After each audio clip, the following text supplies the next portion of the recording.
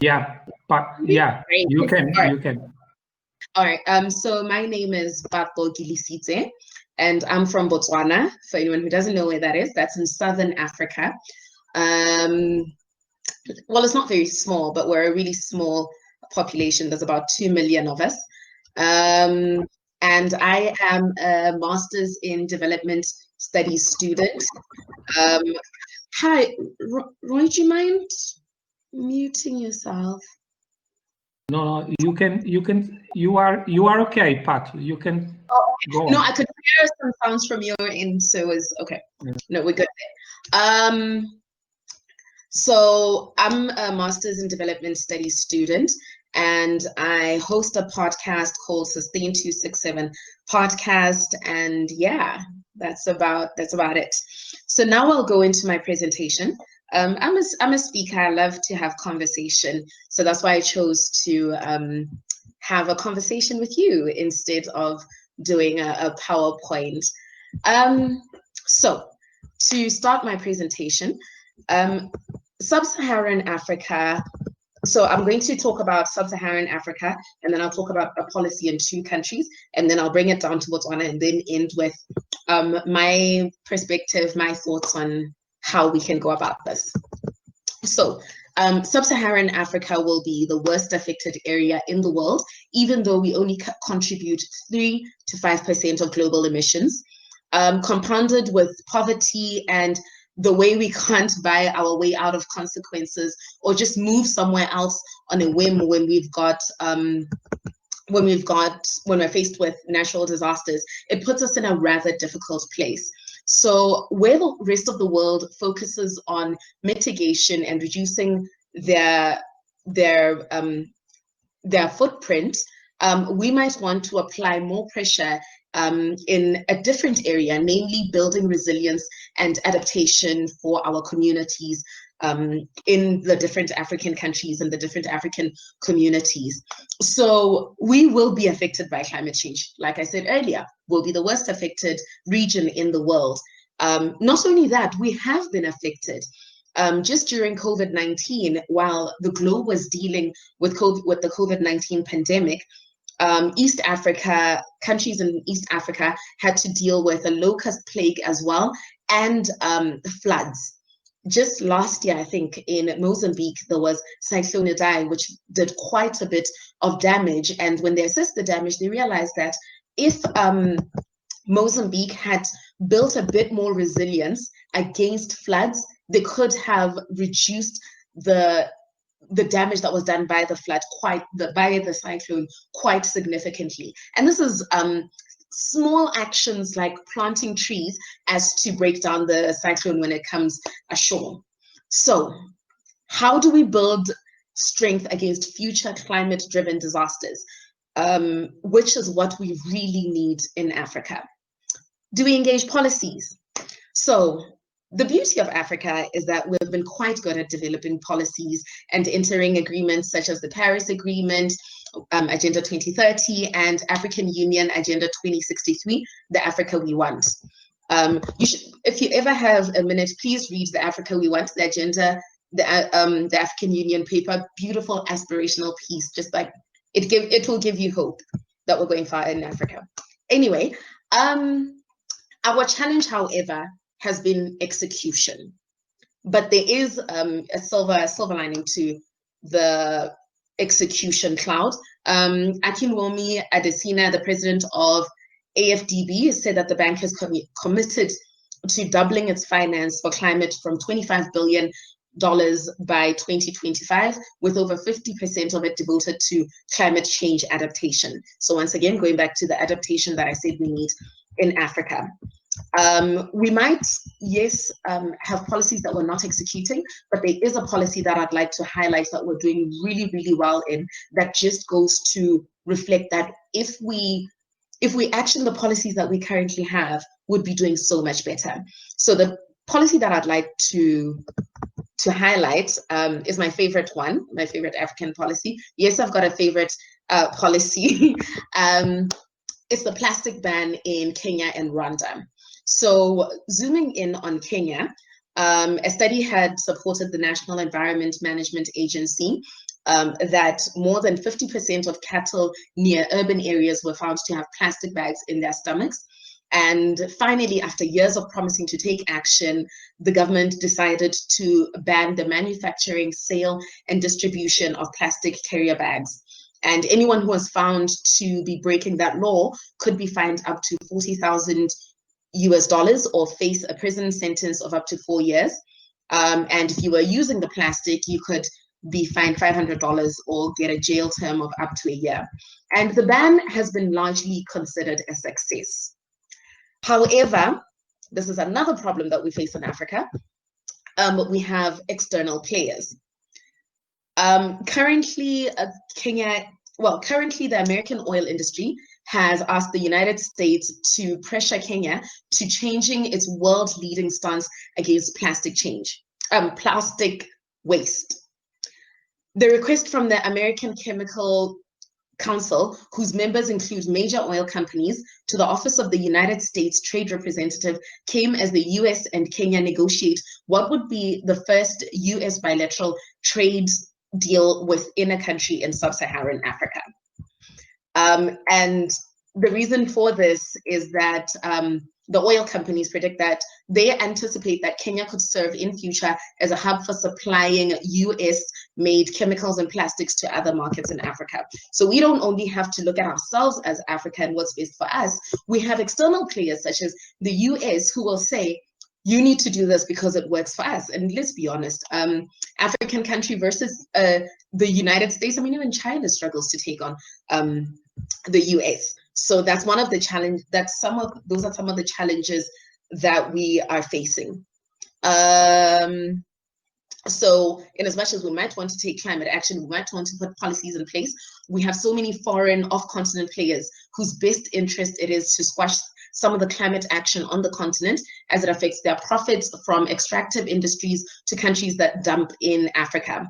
Another example is where the rest of the world is moving towards electric cars. Amanda, I think you mentioned the move towards electric cars in your presentation. In Africa, we have countries dumping secondhand cars here that are too expensive to maintain in their countries due to carbon tax. So now we've got secondhand cars on our roads, and then they're also, that market is doing well. People are purchasing them because they are significantly more affordable than brand new cars. So they're about 30 to 40% of the cost of a brand new car of the same version. So this now brings another challenge into the conversation, which is there's the basic need for mobility, affordable transport, but also what's best for the environment. So these two kind of end up battling each other. So going back to the plastic ban in Kenya, it shows what's possible when policy is put in place and followed.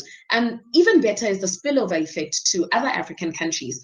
A couple of months ago, just before the COVID-19 travel restrictions came into place, I was in Ethiopia and I was shopping at a market with a Kenyan who was leaving that evening. And as they were about to package for him in a plastic, he said, no, you can't use a plastic for me because where I'm from, we don't use plastic.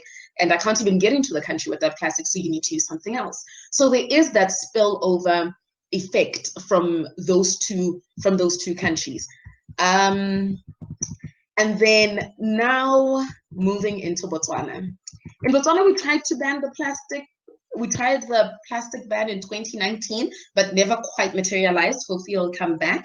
And on our climate change response policy, we started talking about it in 2010. The first draft was tabled in ready in 2016. But it's going to be tabled at the current parliament seating. So currently our parliament is seating, and that's when it will be tabled, and fingers crossed, we will have a climate change response policy by the end of this year.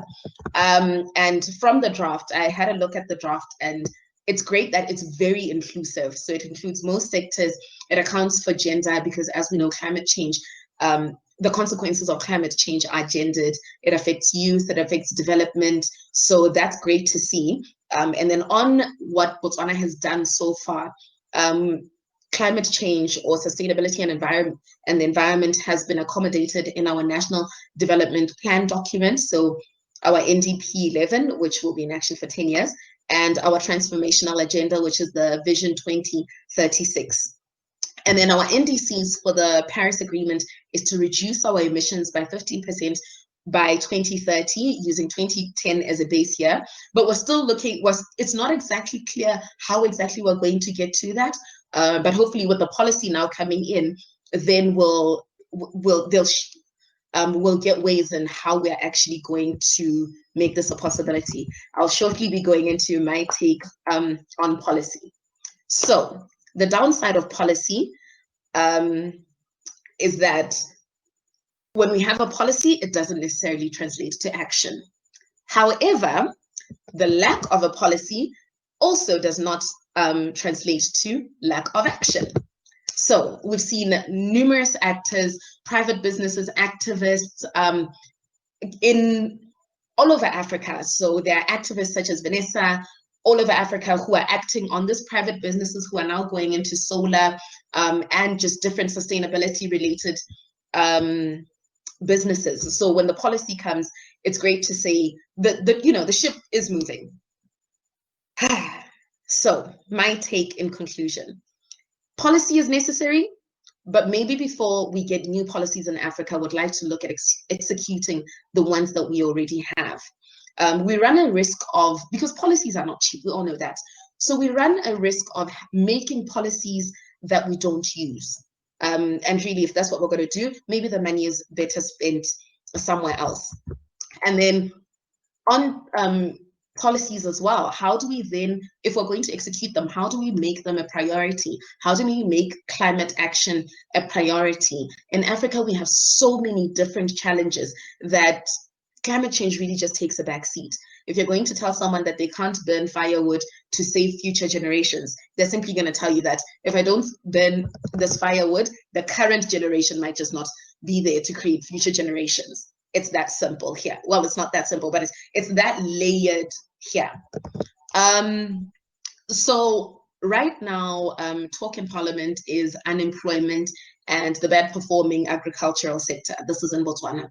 So we need to highlight how these are entangled with climate change.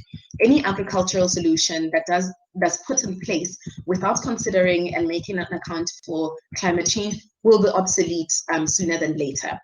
And we need long-term solutions, not just 1 year of subsidies. What happens next year? What happens next year? That's like putting money in a black hole. And then coming to what I do, I'm a big believer in conversation. I'm a big believer in conversations that people understand. And I think in Africa, in Botswana, within just my community and the people who I speak about about climate change, it's not that we don't understand climate change. It's that we don't understand it in context. The way that it's communicated to us doesn't make a lot of sense. It's like, okay, temperatures are rising. So what? It's been hot with us for quite a while. I'm currently doing a study in university on if people understand what climate change is. If you ask someone if they understand what is climate change, they might not say yes. If it affects them, they might not say yes. But if you ask them, have you seen a change in temperatures from when you were younger up to now? They'll say yes. If they're a farmer, have you seen a difference in yield from before up to now? They might say yes. So it depends on how, because you're contextualizing it, it then makes sense. So I think that's where we need. Oh, is my 10 minutes up? No, you can finalize your thoughts now. Okay. No, basically, in conclusion, in Africa, we need to contextualize. We need to have. Wait, let me go right to the end. So climate change is not only an environmental problem, but a social problem, a gender problem, a poverty problem in Africa. And this is where my work is concentrated, getting people to appreciate that and communicating climate change in a way that people understand.